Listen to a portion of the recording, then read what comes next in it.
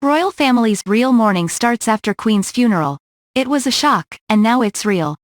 The reality of life without the Queen starts now, Samantha Cohen, Queen Elizabeth's former assistant private secretary tells us. Queen Elizabeth's former assistant private secretary says the real mourning can now begin for the royal family following the late monarch's funeral and committal service on Monday. Samantha Cohen tells that the royal family will need to adjust to a new normal after the death of the Queen, who died at age 96 on September 8 at Balmoral Castle in Scotland. It was a shock, and now it's real. And the real mourning starts, Cohen tells in this week's cover story. The reality of life without the Queen starts now. Cohen, who was in attendance at the committal service, reveals that as the late monarch's coffin was being lowered, you could hear a pin drop in the chapel, adding, "It's hard to fathom that she's gone.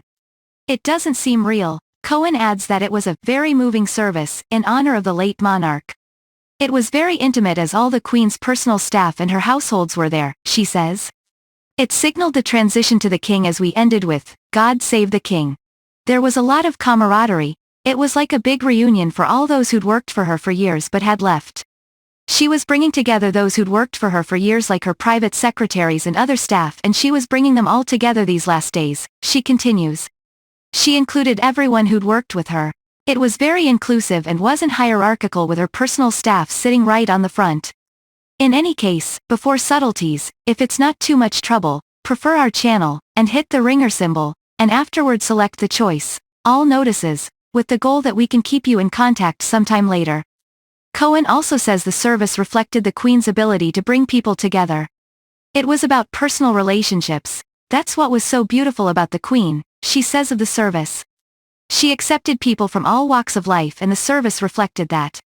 The uniting force was everybody's love for the Queen. She made it special because she made sure that everybody felt important and included. After her state funeral and committal service, the Queen was buried at King George VI Memorial Chapel on Monday evening. The late monarch was laid to rest beside her husband of 73 years, Prince Philip, during a private burial service, Buckingham Palace confirmed. Prince Philip, who died at age 99 in April 2021, was moved from the royal vault beneath the chapel, where he was temporarily interred, to be by her side. The palace also paid tribute to the Queen on social media alongside a beautiful photo of her enjoying the Scottish Highlands, writing, "May flights of angels sing thee to thy rest. In loving memory of Her Majesty the Queen, 1926 to 2022. Much obliged for watching, and a debt of gratitude is in order for your valuable time. We trust that you observed this story intriguing. Kindly remark your perspectives down in the remark area. Share this story with your companions, and we'll see you sometime later."